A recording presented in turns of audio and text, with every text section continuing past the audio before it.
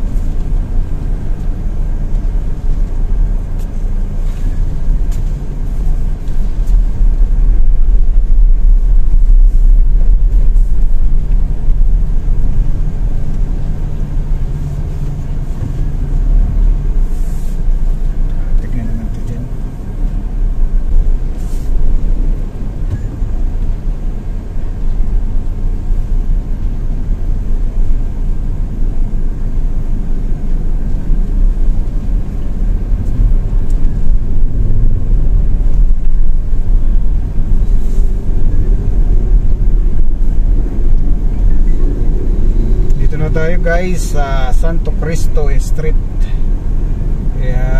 Itong street na to guys, ito yung bilihan ng mga prutas.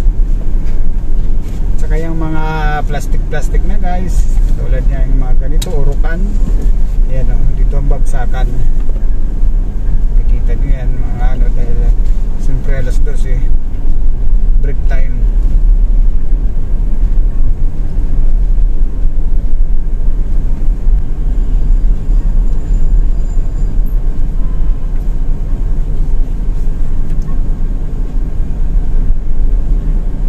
Grabe guys, yung traffic dito sa bilihan ng prutas. Ano pa lang to guys, November, lalo na pag December guys, talagang usad pagong dito.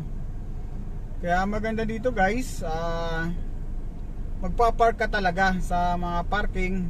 Tapos pwede naman pahakot yung mga binili mong prutas Yan guys, dito yan mga yan, kabilaan yan, mga nagtitinda ng mga prutas. Sa ngayon guys, parang kakaunti ang ano nila kakaunti ang ano nila, paninda. Siguro guys, baka by December yan